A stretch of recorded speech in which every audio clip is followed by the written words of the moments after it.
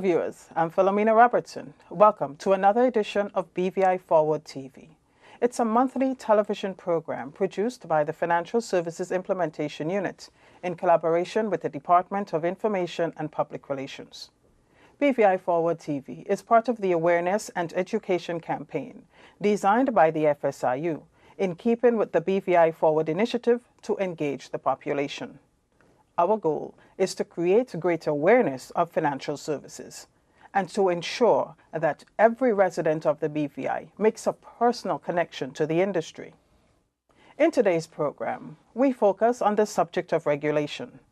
I'm sure you've heard many times that the financial services industry in the BVI is well regulated. In the words of the Premier and the Minister of Finance, Dr. the Honorable D. Orlando Smith, OBE, the BVI has built a regulatory regime that is of world-class standards. In a statement made in the House of Assembly earlier this year, the Honorable Premier said, the people of the BVI should be confident that the BVI is a jurisdiction of the highest integrity. It is a fact that is anchored in long-standing reality, he said, that the BVI has complied with every international rule pertaining to transparency and exchange of information. In the BVI, the regulatory authority is the Financial Services Commission. The FSC is an independent body that is responsible for the regulation, supervision, and inspection of all financial services businesses. While the FSC is the regulatory authority, it does not work in isolation. There are other stakeholders who are also involved in various aspects of regulation and compliance. In a nutshell, this is how it works. The government is responsible for creating the policy for the overall strategic direction of the financial services industry.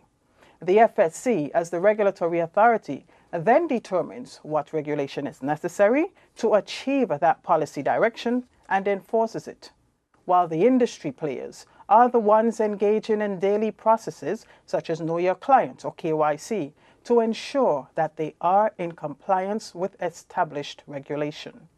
In today's program, we have the Permanent Secretary in the Premier's Office, Mr. Brodrick, Penn, the Deputy Managing Director of the FSC with responsibility for regulation, Mr. Kenneth Baker, and representing the industry, Ms. Sabinah Clement, who is Managing Director of Intertrust BVI.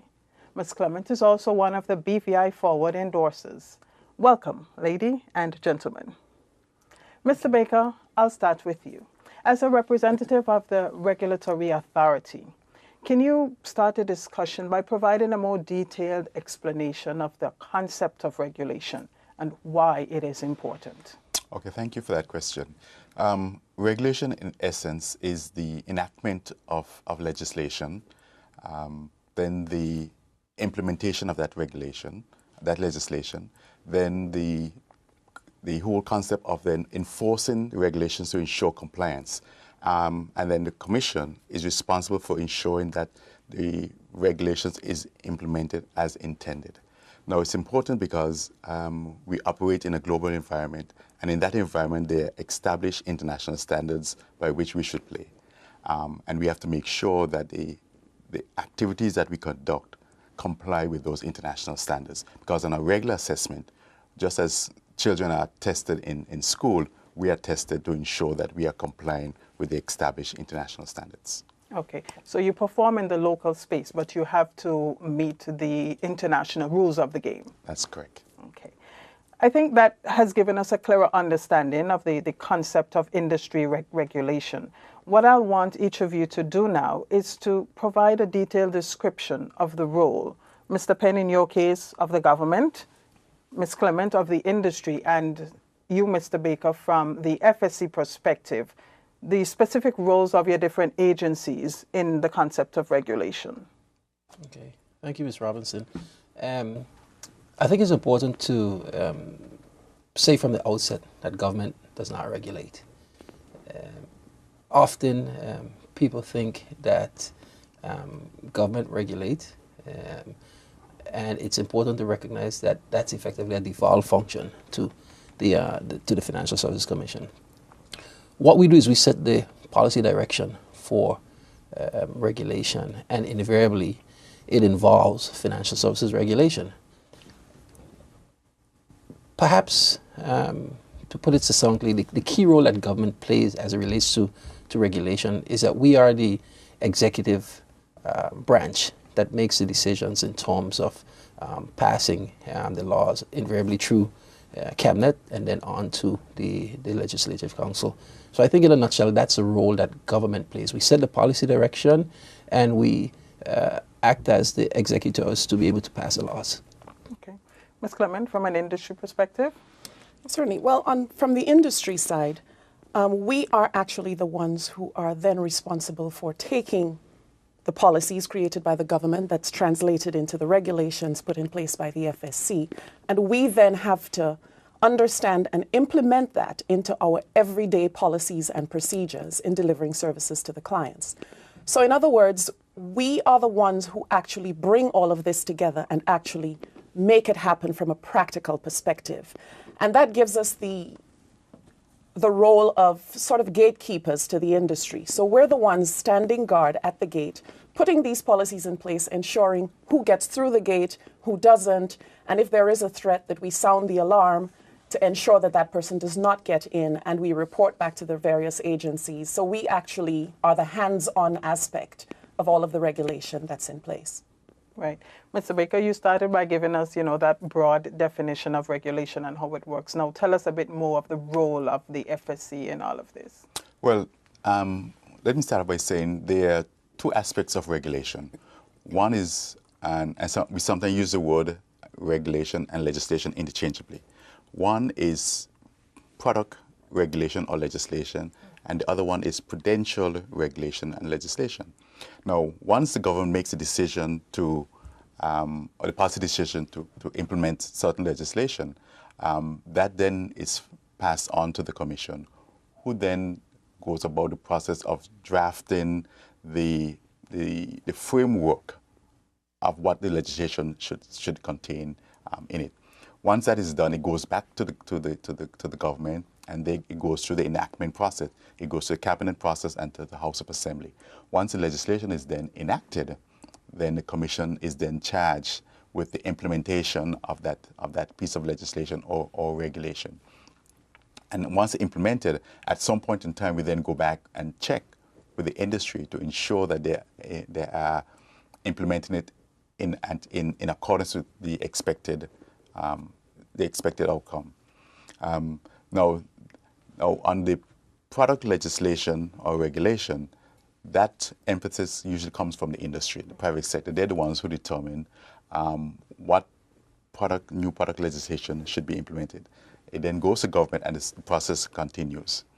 On the prudential aspect of it, the Commission determines that based upon the international standards. As new international standards come out, we look at it and we determine how best this should be implemented and translated into BVI legislation. We then go about that process, and then we consult with the industry to make sure we achieve the proper balance, and then it's implemented. Okay. Government charts the policy direction. The FSC creates and enforces the necessary regulation, and of course there's the product regulation that's, as Mr. Baker explained, is spearheaded by the industry as well. But how do service providers in the industry ensure that there is compliance with the established regulation? For, as you mentioned, you are the gatekeepers of all of this. I think the first step to ensuring compliance is keeping abreast with the various legislative changes. The onus is on us as industry practitioners to remain au fait with everything that's going on in the industry. So we have a responsibility to take in the new legislation, understand it, and then put it in a very practical way in everything that we do in our everyday business, because it's the only way that we're going to ensure compliance is by actually applying it. You speak on behalf of your company, but from an industry perspective, are we seeing, that across the board, really? I mean, you've been in the industry for quite a while. I'm sure you interact with, your colleagues in the industry. Are we seeing that general thing across the industry? I'd say generally, yes. It is in every practitioner's best interest to ensure that they do. And I think, given the current environment, everybody is keen to remain compliant. The FSC is our watchdog, and they have oversight over everything that we as practitioners do. And we don't want to fall afoul of the FSC. So, but not only that, we also, any reputational risk, any damage is not necessarily a damage just to our respective businesses. It's a damage to the entire industry. It's a damage to the entire jurisdiction. So we all have a vested interest in ensuring that we comply so that we can then be seen to be doing the correct thing from every aspect. Okay. Mr. Penn, what is the government's policy re financial services? Now, we understand the importance of the industry, and the existence of BVI Forward is really evidence that the government is committed to reinvigorating the industry and ensuring its sustainable development. Mm-hmm. But what is the overarching policy as it relates to financial services? Well, I think the government wants to see a growing and diversified financial services industry. Bottom line, we want to have a transparent industry, and we want to have one that is compliant with international standards.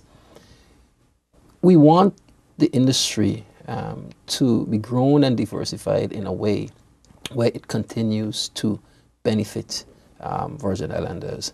But very importantly, I think we also want to ensure that the right balance is struck between regulation, compliance with international standards, and the commercial and business development interests of the industry.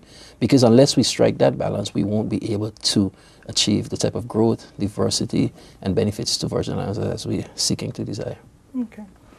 Mr. Baker, coming back to you now, the whole process of creating legislation, the necessary regulatory guidelines, give us some sense of how this works. I know you mentioned that there are two sides, one spearheaded, by the industry, but from the FSC standpoint, how does your end work? Well, a good example would be the Business Companies Act, which is one of the premier pieces of legislation in the BVI. The industry, as they interact with their clients, they may see their need to enhance the legislation to make it more attractive, or to fix lacunas in it. So what they will do then, they will approach the government to say there is a need to amend the legislation in a particular way. The government will look at it and then pass on that instructions to the Commission, who would then assess it against our remit, against international standards, and to see whether or not what they want to achieve meets the international standard. If it does, then the draft instructions are then prepared, which essentially leads to the actual drafting of the amendment. Then a consultation process takes place with the industry. Industry gives their input on it. Those are assessed, and further amendments are made, and then it goes through the enactment process, that it goes to Cabinet and then to the House of Assembly, where it is debated and enacted. Once enacted, the Commission then has responsibility to implement it. And a piece of legislation like the Business Companies Act, you may have to amend some of the operating procedures that we have, and some of the technology that we have in the background may have to be amended to make sure that the amendments work seamlessly. And then once it's in process, it's implemented, then you have to go back and through the inspection process to ensure that this industry is complying with what was the original intent of the legislation. So it's a very thorough and a very involved process. That's correct. Interesting. You're in tune to BVI Forward TV. We'll be right back after these messages. For decades, BVI has relied on financial services for its economic prosperity and the standard of living we've come to enjoy. Times have changed. Competition has grown. International pressures have intensified, and the BVI must adapt. BVI Forward is the government's strategy to strengthen the financial services industry. It is a campaign of far-reaching initiatives serving as the engine that will drive the continuing evolution and innovation of financial services in the BVI. This will help to maintain the territory's competitive advantage in the context of changing international regulatory landscape and growing competition. There are 10 initiatives under the BVI Forward campaign. Revamp the International Finance Center, strengthen the business development function, engage the population, build BVI lander capability, pursue tax initiatives, enhance customer service at the Financial Services Commission, attract and offer value-added services, reform immigration and labor, invest in infrastructure, and establish a dedicated delivery unit to coordinate and drive implementation. BVI Forward. It's about me, it's about you, it's about all of us. It's about working together to safeguard the future prosperity of the British Virgin Islands.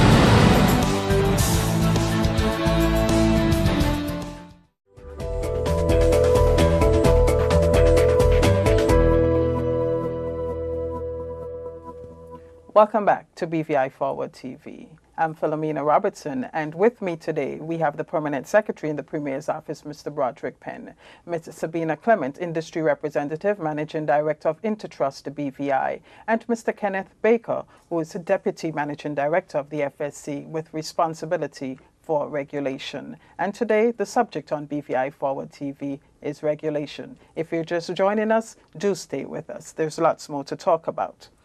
Now, one of the key marketing points for the BVI is that we're a well-regulated jurisdiction.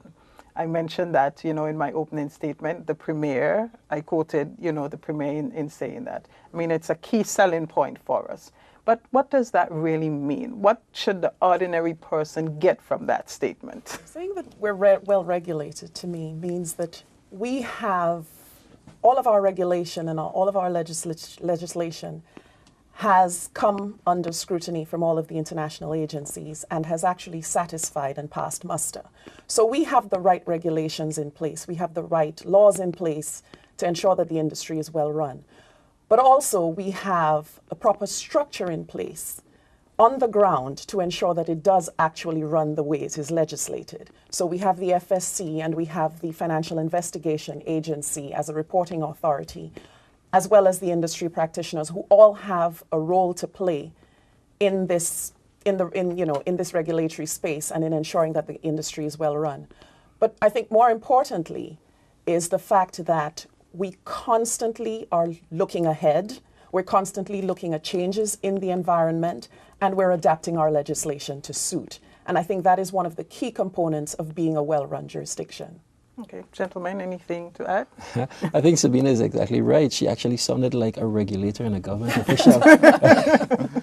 I think the only thing I want to reemphasize in terms of what she said is that there is a partnership. A lot of times when you think about regulation, you really either think about government or you think about the FSC, to be more correct. But she appropriately pointed out that there is a wide stake holding group that includes other agencies, FIA, police, private sector organizations beyond the individual firms and the regulator, all who come together to ensure that we do have a well-regulated jurisdiction.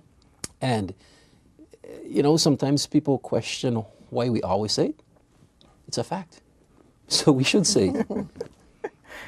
That's right. And I mean, it also extends beyond the borders of the BVI in terms of that wide stakeholder groups. Because, for example, like you have the FIA being a member of the Financial Services, the Financial Action Task Force, and then the Caribbean Financial Action Task Force, the Egmont Group, that kind of thing. So it's a whole big group of stakeholders that are all working on that one objective, which is ensuring that, financial services jurisdictions are well regulated. Yes, and the key point is really, it goes back to what I said earlier about international standards. It's the international standards is what everyone is expected to comply with.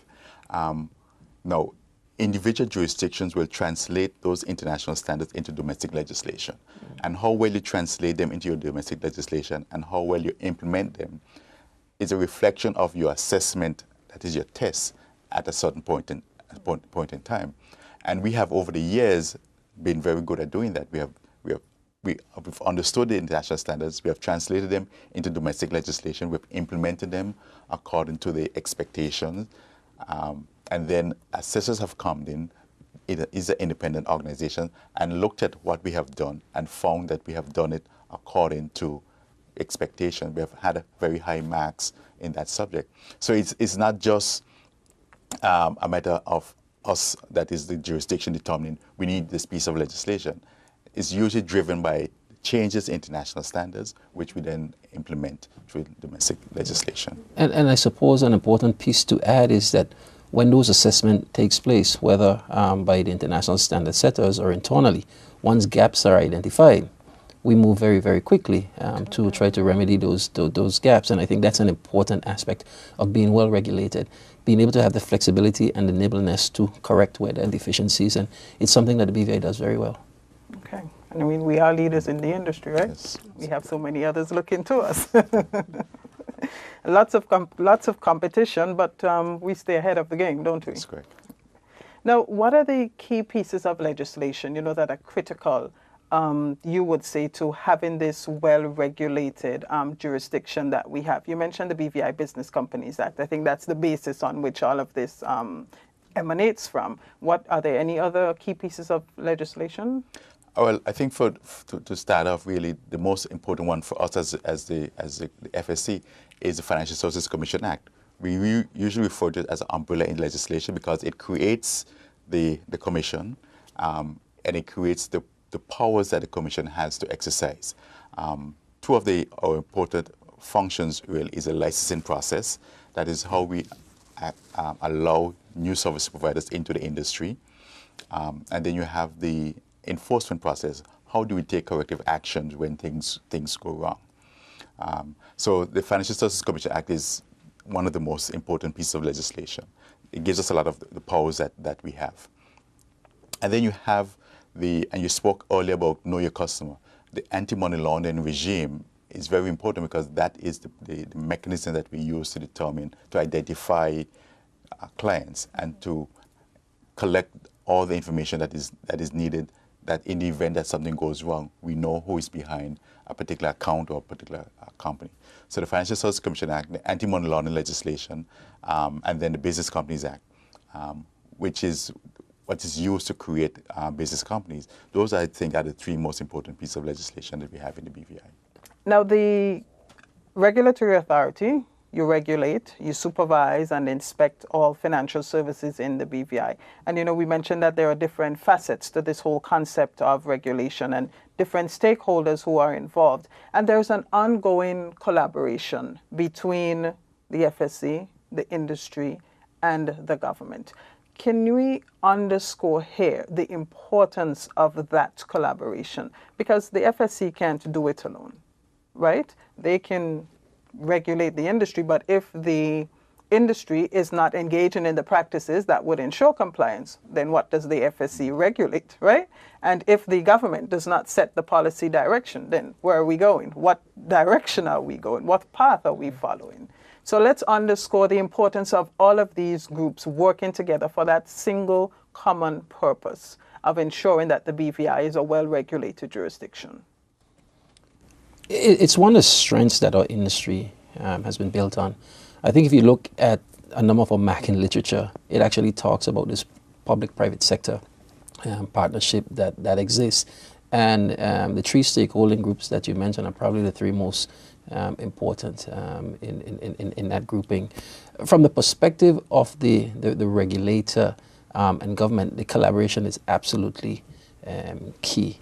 And the collaboration actually happens fairly frequently.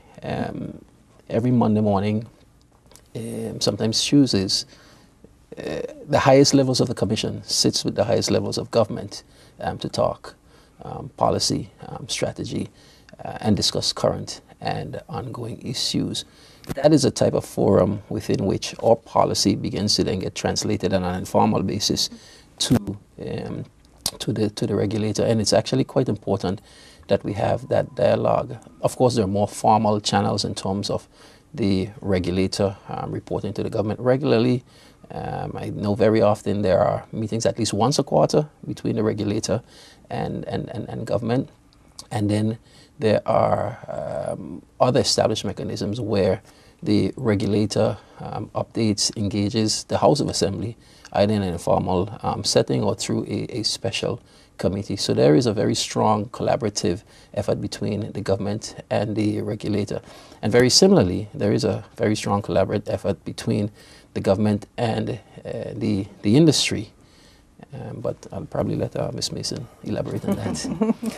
Yeah, I can certainly attest to that. And it's one of the things that as an industry practitioner, I'm actually very proud of, because there is that open dialogue between the industry and the regulator and the industry and government. One of the things that the FSC does well is they organize the Meet the Regulator forums on a quarterly basis. And that's always an excellent opportunity for conversation between the industry and the regulators. There are other formal channels, for example, our reporting requirements to the FSC, where we provide them with information. But also, the FSC always consults with the industry when there are major changes in legislation.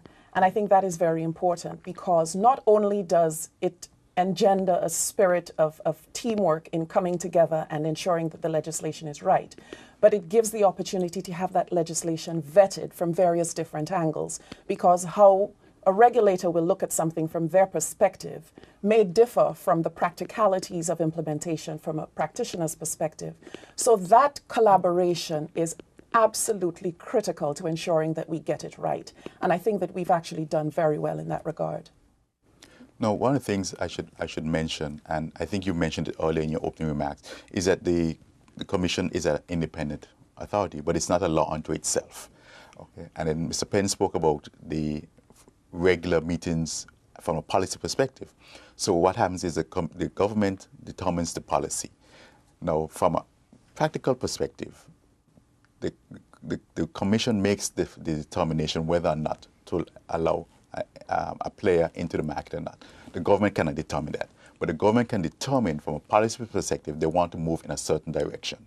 And then the Commission then implements that policy. But being an independent regulator means that the government cannot tell them to give ABC a license. But from a policy perspective, you can see we want companies like ABC to form part of the industry, and the implementation then has to be put into train to achieve that outcome. Okay. So is this a level of collaboration something that we see generally in financial services jurisdictions around the world, or are we just really on top of our game? No, it's absolutely necessary in all successful financial services jurisdictions around the world. I think what you do is you tend to see that in smaller jurisdictions where there's more nimbleness, where there's closer armed communities, where there's smaller government and more close-knit private sector, you see the collaboration working much better than in other jurisdictions. Okay. We're in tune to BVI Forward TV. We'll be right back. A very interesting discussion here on regulating the financial services industry in the BVI. Stay with us.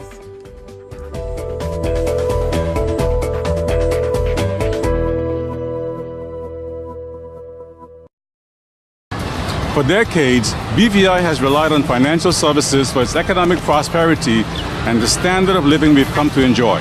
Times have changed. Competition has grown. International pressures have intensified, and the BVI must adapt. BVI Forward is the government's strategy to strengthen the financial services industry. It is a campaign of far-reaching initiatives serving as the engine that will drive the continuing evolution and innovation of financial services in the BVI.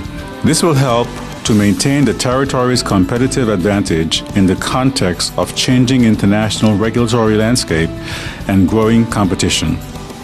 There are 10 initiatives under the BVI Forward campaign. Revamp the International Finance Center, strengthen the business development function, engage the population, build BVI lender capability, pursue tax initiatives, enhance customer service at the Financial Services Commission, attract and offer value-added services, reform immigration and labor, invest in infrastructure, and establish a dedicated delivery unit to coordinate and drive implementation. BVI Forward. It's about me, it's about you, it's about all of us. It's about working together to safeguard the future prosperity of the British Virgin Islands.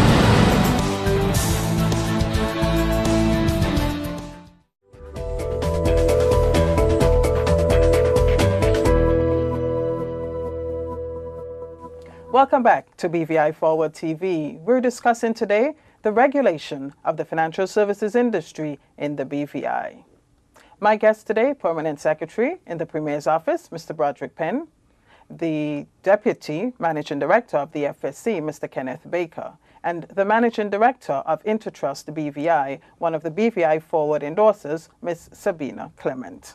Now, Mr. Penn, we're onto the subject of beneficial ownership. It is one that has become the topic of conversation in recent times. Can you explain to us the concept of beneficial ownership and what is the BVI government's position on beneficial ownership? Okay. Beneficial ownership really refers to who owns companies in the simplest term. It could be who own other entities, but what we're really talking about in the context of BVI and the general discussion on beneficial ownership is who own companies, who is the individual at the end of the chain of any ownership structure. And this really revolves around the whole concept of transparency. There is a global movement for greater transparency in the financial services industry, especially as it relates to the ownership of companies and trusts. And there are international standards that say what jurisdictions, what companies, etc., should be doing in terms of knowing the beneficial owners of companies. From BVI's perspective, we are a very transparent jurisdiction that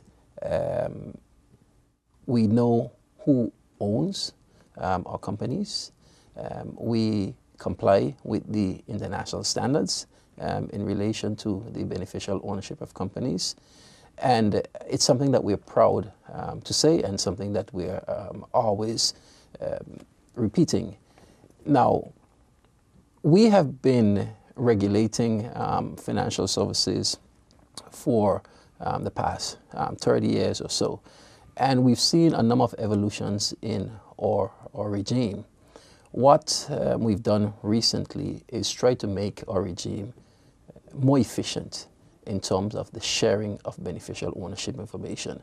But we operate a regime where we regulate corporate service providers, trust companies such as the one that Sabinah works at. And those trust companies have a very specific role when it comes to identifying the beneficial owners of companies and maintaining the information on the beneficial owners of companies. That's a model that we believe works. There is an active dialogue now about how to improve transparency, but we believe that the model that we have works well. It fits with the international standards, and where necessary, we've made changes to it to actually improve the efficiency of being able to share that information. So the long and short is that BVI is a very transparent jurisdiction and one that complies with the international standards on beneficial ownership. Right. Before I get comments on that from Ms. Clement and Mr. Baker, I want us to address quickly the conflict between transparency and privacy. It is something that we in the BVI expose as one of the cornerstones of how our regime works. Everybody in the world has a constitutional right to privacy. For some people, privacy is more important than others.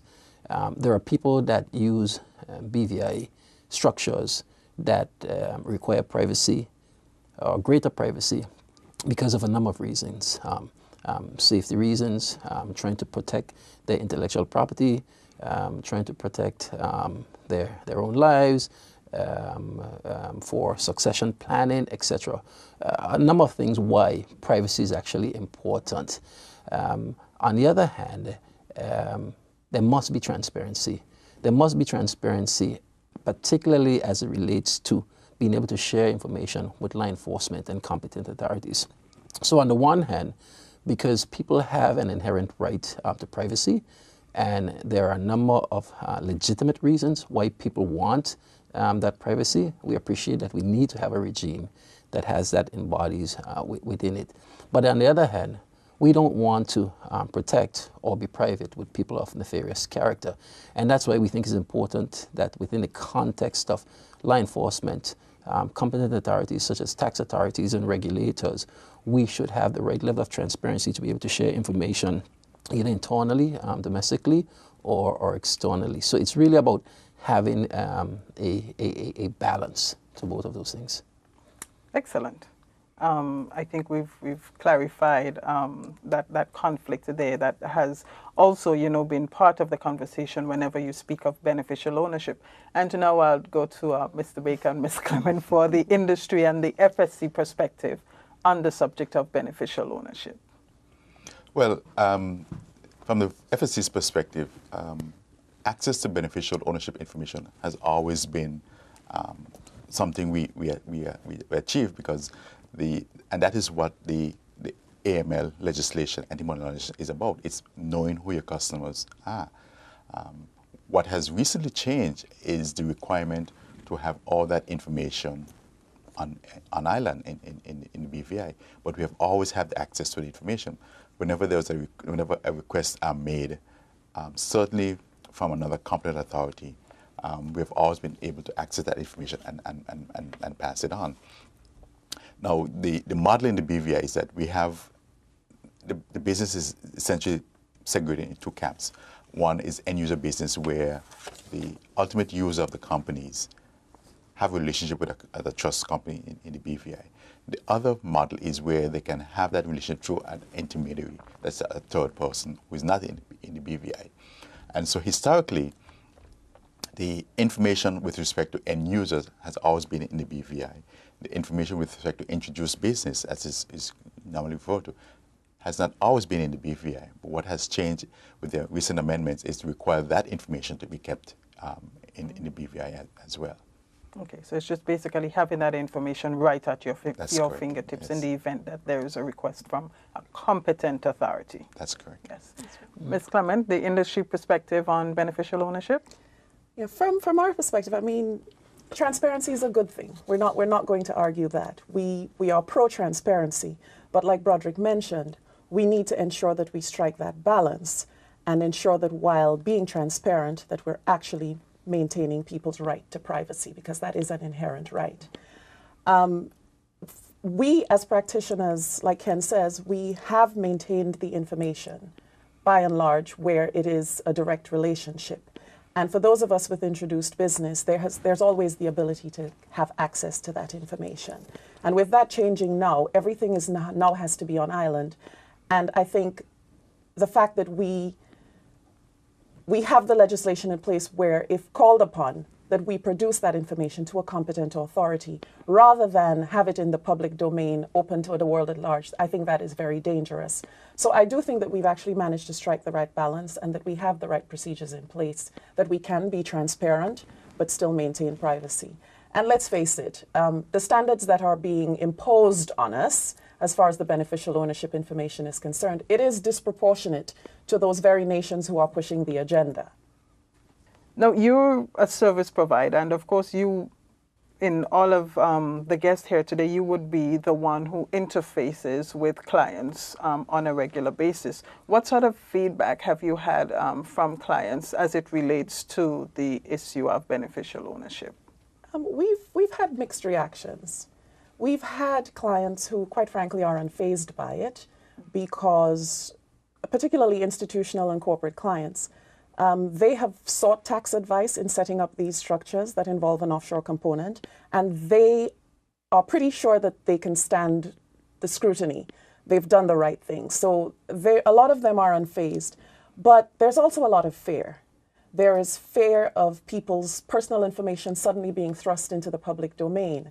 There's fear of undue scrutiny from tax authorities. There's fear of public shaming of persons for simply choosing to do business in an offshore jurisdiction. So there's quite an array of feedback that we've been getting on that front. Okay. Mr. Penn, are we pretty much settled as to the subject of beneficial ownership, or are we likely to see further developments? In regulation, you're never well settled. Regulation is an evolving thing. I think if you look back over the 30 plus years we've been in this business, you see an evolution from one phase to the next. even within the subject area of beneficial ownership, we're not settled. The FATF sets the international standards in relation to beneficial ownership. But what we've seen lately is an emergence of other nations with their own transparency agenda or other quasi-standard setting bodies pushing different agendas on beneficial ownership. The prime example is the UK. The UK, a few years ago, probably about 2 years ago, decided that they want to put in place the concept of a public register for the UK. And they've sought to have the BVI and other CDs and OTs, etc., come along because effectively they want to change the global standard on how beneficial ownership information is held. And while they recognize that that is a matter for them and they want to change the global standards, they've appreciated that there are other models, including the ones that we have here in the BVI. But notwithstanding, there are still other variations of the models on beneficial ownership that they continue to push. Recently, they've started to engage with us and the rest of the world on the concept of automatic exchange of beneficial ownership information. So I think as you look around, you see that it is ever changing, and I think it's always going to be ever changing. Somebody is always going to push the standard for greater transparency. Whether what they're proposing is right or wrong, I think the jury is out on that. At some point, it's going to coalesce into a new international standards, probably promulgated by FATF or OECD or one of those organizations. Then we'll be settled for a while, and then it'll probably start all over again. Right. Yes, it is in fact an evolutionary process, you know, that subject of regulation. I think I do recall from the launch of BVI Forward back in 2015, our guest speaker at the time, you know, he made mention of the fact that the goalposts, they're forever changing. You know, so when you score that goal today, in the next 6 months, you know, you have to go to kick that ball a little further to accomplish, you know, that same goal. It's an interesting and dynamic area. Right, but with the collaboration among the sectors represented here, we do what we have to, right, to maintain what we need to. What is the cost of all of this? There has to be a cost to compliance, to regulation. What's the cost for the regulator? What's the cost for the industry? From the regulator, the cost is multifaceted. One is the cost of implementing the legislation, cost of having the resources in place to go out and conduct the assessment to determine whether or not the implementation is being effective, and the cost.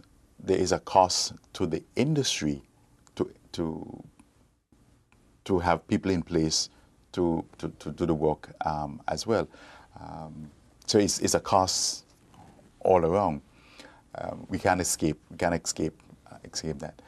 What we have to try to ensure is that the cost does not come disproportionate to the benefit derived from the process. Because if you over-regulate, that at some point in time you have a diminishing return and there's nothing to regulate. And so we strive to strike the right balance of not over-regulating the industry. Ms. Clement? I think Ken's hit the nail on the head. Certainly for us there are implementation costs. So the cost of actually putting the structures in place to ensure that the compliance regime is properly run, you know, from hiring compliance officers and personnel to ensure that things get done as they should. There are also IT costs because we need information systems to be able to manage that data, to be able to constantly review that data and ensure that we're remaining compliant. So yes, it does come with a huge price tag, but I think for the moment that cost can be justified, and it so far has not outweighed the benefits, because there's a direct benefit to your business to ensuring that, one, you remain compliant, and two, that you're attracting the right business, because without it, we could very well all be without jobs. So yes, we recognize that it is a huge cost, but it's a good cost. Okay. And does the fact that the regulatory environment is an evolutionary process, does that create a cost burden for companies like yours? Absolutely. It's not even merely just a financial cost, because every time there's a new regulation, we have to then change our processes to ensure that we're compliant and that we're checking all the right boxes and doing the right things. But sometimes that regulatory change might actually cause us to stop and have to reassess our entire portfolio to ensure that, there aren't any areas of exposure on account of this new regulation. And that time cost is time that could actually be spent doing something that brings in revenue. But it is essential, and it's something that we simply have to do. Right. And, companies by and large are just doing what they have to do. Mr. Baker, you spoke of the possibility of, diminishing returns if you over-regulate. So I think that speaks really to the cost burden being a factor in affecting the level of compliance. Have you seen that happening? No, we haven't seen that happening. And the reason we don't see it happening is because we, as part of implementing the regulations, we consult with the industry. And so if the industry justifies that a particular regime is going to be burdensome to the development of the industry, then we have to find a way to not have that burden as great as they perceive it to be. Now, remember I said earlier, is the translation of the international standards into domestic legislation. Now, everyone does the same thing, but we do it in different ways. And part of the process is to ensure that the way we implement the legislation is at a lower cost than the benefit that's going to be derived from it, and to show that to ensure that it does not create a negative impact on the jurisdiction. It's a fine balancing line that we walk to achieve the outcome. So there's a lot of balancing, and here again, we underscore that collaboration that is going on between all of the sectors involved. Mr. Penn, I think you will. Yeah, I wanted to make the point, because I noticed you directed the question of cost to the industry and to the regulator. I wanted to make the point that government probably carries the most significant cost when it comes to regulation. From a policy development perspective, there are significant costs involved. Putting units in place to be able to facilitate the policy development, to be able to facilitate compliance with certain international regulations. When we talk about regulation in the financial services industry, we don't only talk about regulations as it relates to financial services products, etc. There is the offshoot, the whole issue of tax regulation. For example, over the past 3 or 4 years, we have had to build a very important unit within government, the International Tax Authority, that costs us substantial sums in terms of human resources, systems, etc., in order to be able to share information with other competent authorities. We've had to build units like the one that you work with, the Financial Services Implementation Unit. And while it is not directly attributable to regulation, it's attributable to BVI having to reinvent itself. Similarly with BVI Finance, we've had to significantly develop the resources of that unit, change its mandate. In fact, we're moving it to a private sector driven type organization. The consulting that happens within government, the travel cost that's associated with going away and negotiating with national governments. And Sabinah spoke about the hours that it costs the individuals that are actors in that space. to be engaged in regulatory development, negotiations and so forth, that's a significant cost. And then I suppose the one that's the most alarming to me, the cost of not getting this right. That is significant. The perception that comes from getting it wrong, that is significant.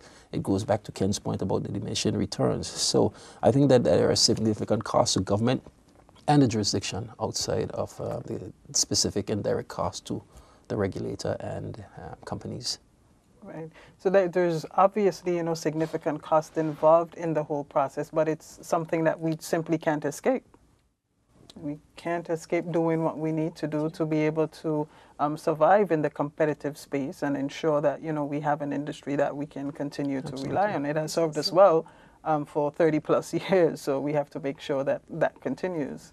What are the challenges that we face going forward that can affect the industry from a regulatory perspective? I think one of the challenges that we will face is the whole issue of the evolution of this industry and being able to keep a pace with it. Because of BVI's nimbleness, we usually do, but we've seen that the changes are gathering more steam.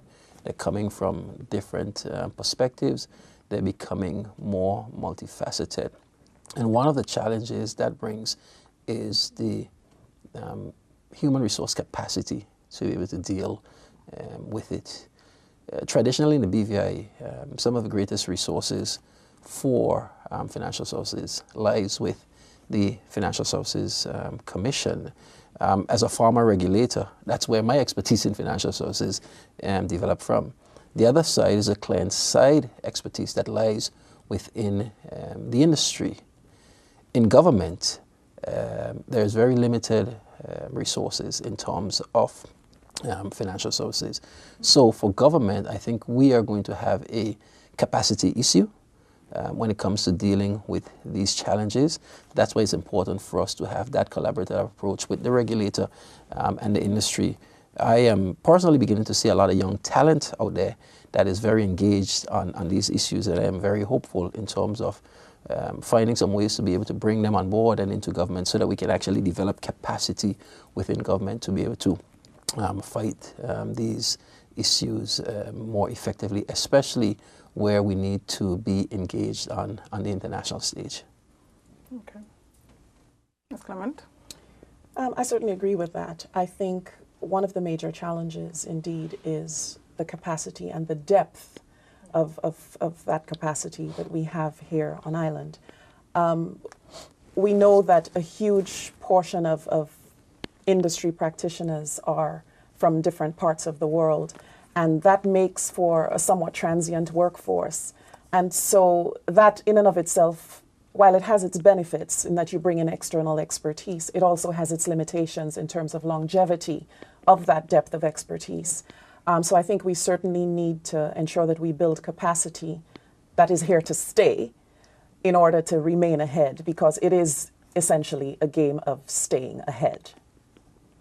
I think all three of us will probably hit on the same issue, which is capacity. Certainly from the regulator, having the capacity to be able to understand the international standards and to translate them into your domestic legislation is a challenge. It's a challenge for us. It means that we have to have resources that has different skills. As Brodrick said, because there are more than one issues coming to you at the same time. Where in the past you can juggle 2 balls at the same time. As more issues come, you have to juggle 3 and 4 and 5 things at the same time.